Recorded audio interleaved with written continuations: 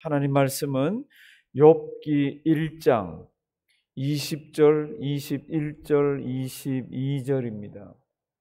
욥기 1장 구약 성경 761면 아니면 2면 욥기 1장 20절, 21절, 22절 가정에서도 우리 다 찾아주시기 바랍니다.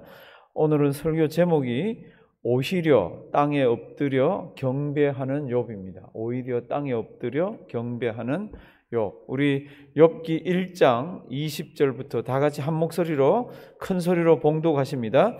욥이 일어나 겉옷을 찢고 머리털을 밀고 땅에 엎드려 경배하며 가로되 내가 모태에서 적신이 나와 싸운즉 또한 적신이 그리로 돌아갈지어라. 주신 자도 여호와시요 취하신 자도 여호와시오니 여호와의 이름이 찬송을 받으실지이다 하고 모든 일에 욥이 범죄하지 아니하고 하나님을 향하여 어리석게 원망하지 아니하니라. 아멘. 우리가 욥기 시작하면서 처음에 보니까 욥이라는 사람은 참 동방의 의인입니다. 순전하고 참 정직한 자. 사탄이 하나님 회의하는데 어슬렁어슬렁 나타났습니다. 하나님이 물어봅니다. 너 어디 갔다 왔냐? 제가 온 세상 두루두루 다니면서 이렇게 갔다가 왔습니다. 그때 하나님이 뭐라 그러죠? 내 종 욥을 어떻게 해요? 유의하여 보았느냐. 참 하나님의 그게 참 자랑이 거기에 담겨 있습니다. 욥 정도같이 참 신앙생활을 하는 사람 드물지. 그랬더니 사탄이 툭 뱉어내는 말이 뭐예요? 하나님, 욥이 까닭 없이 그렇게 경건생활하고 까닭 없이 그렇게 정직하고 까닭 없이 그렇게 순전하겠습니까? 하나님 다 이유가 있어서 그렇죠. 한번 쳐보십시오.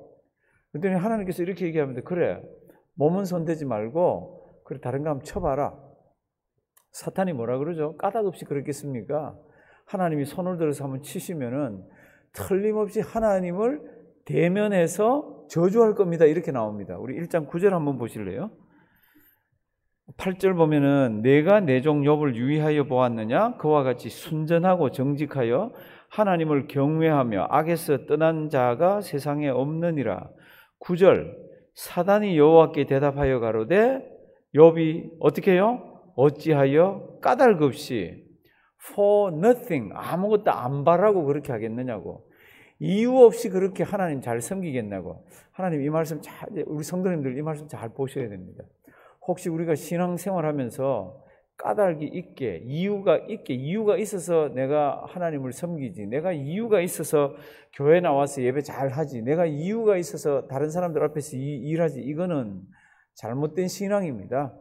우리는 어떻게 하나님을 섬겨야 됩니까? 이유가 없어도, 까닭이 없어도, 하나님께서 우리에게 눈에 보이는 복을 안 주셔도, 건강을 어떨 때는 허락지 않으셔도, 어떨 때는 힘들어도 우리는 까닭이 없어도 하나님을 섬겨야 되는 자들입니다. 그러니까 하나님이 욥이 그런 장거를 아니까 너 내 종 욥을 유의해서 봤느냐? 사단은 툭 튀어나옵니다. 까닭 없이 욥이 왜 그렇게 하나님 잘 섬기겠습니까? 이제 한번 손을 들어 한번 쳐보십시오. 10절 주께서 그와 그 집과 그 모든 소유물을 산울로 두르심이 아니니까 주께서 그 손으로 하는 바를 복되게 하사 그 소유물로 땅에 널리게 하셨나이다. 하나님이 이렇게 하시니까 욥이 하나님 섬기고 하나님에 꼭 붙어 있죠. 한번 쳐보십시오.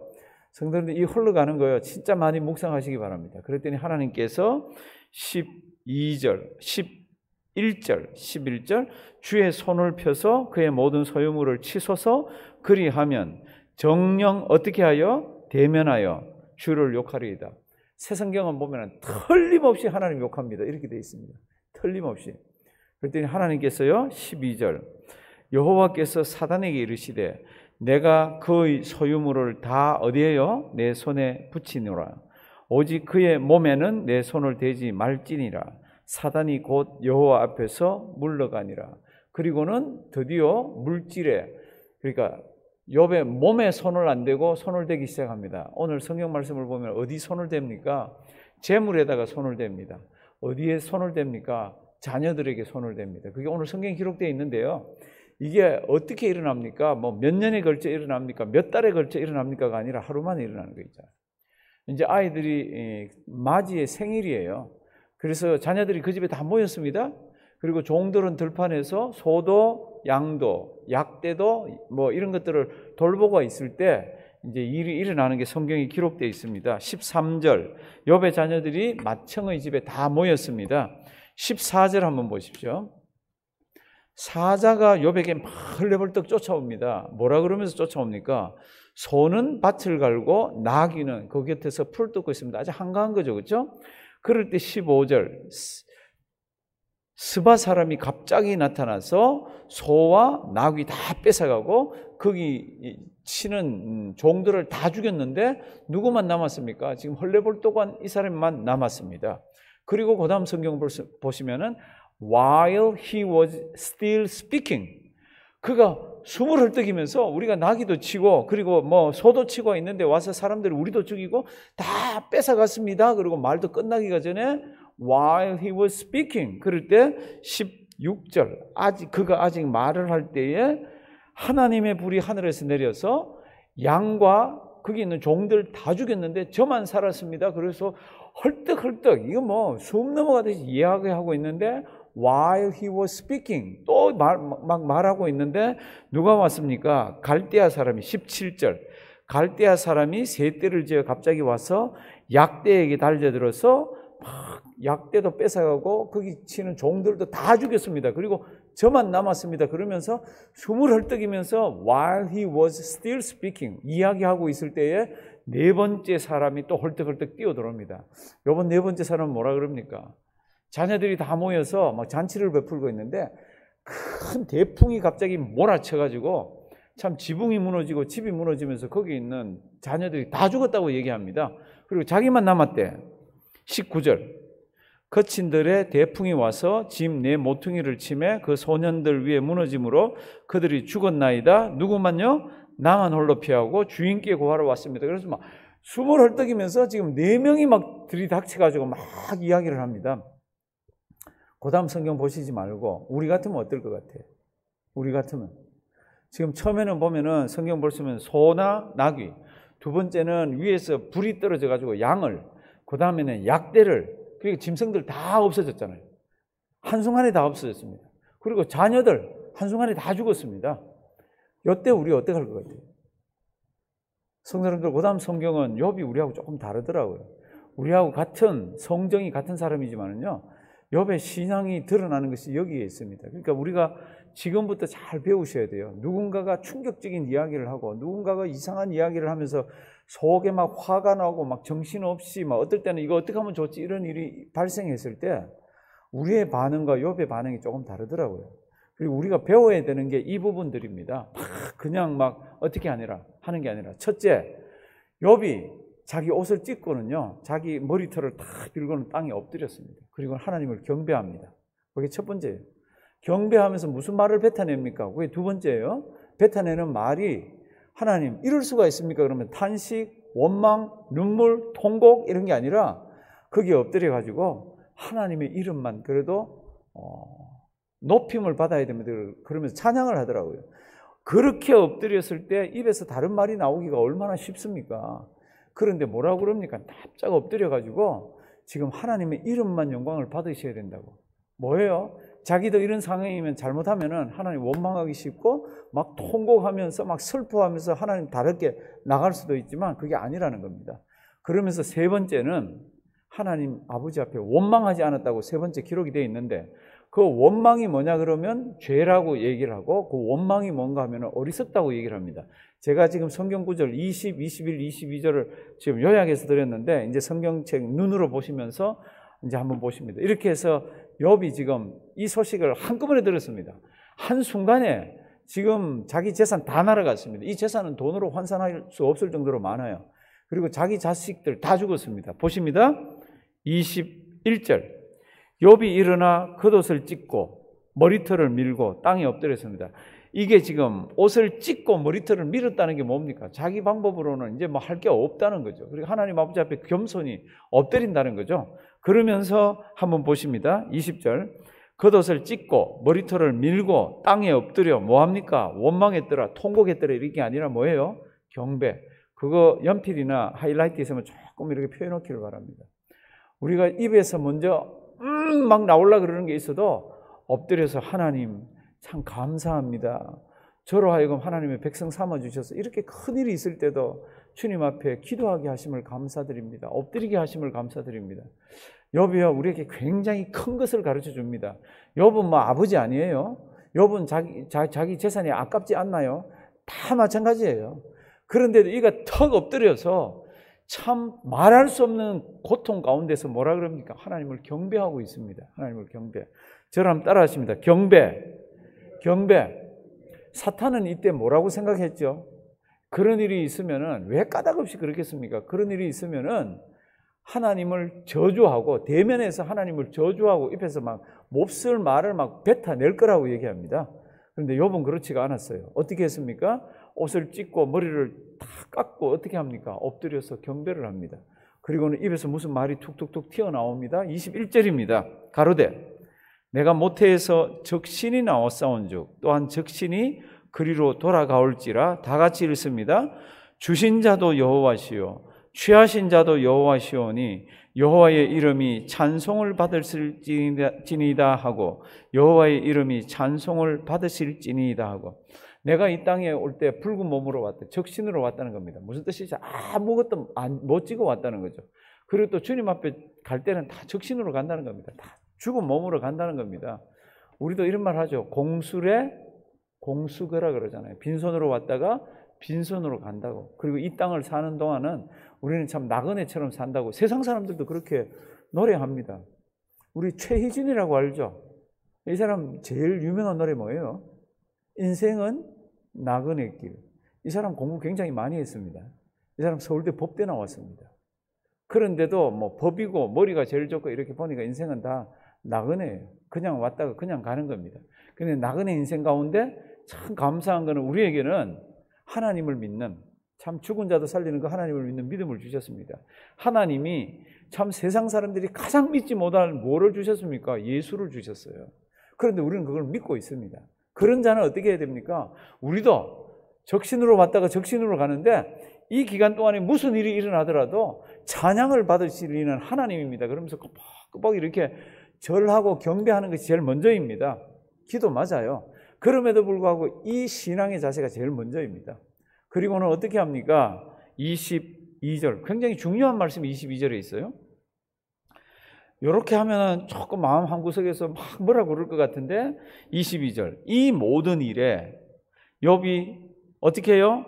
범죄하지 아니하고 하나님을 향하여 어리석게 원망하지 아니하니라. 사랑하시는 성도 여러분들, 일단 이 모든 일에 욥이 원망하지 않았습니다. 그렇죠, 그렇죠?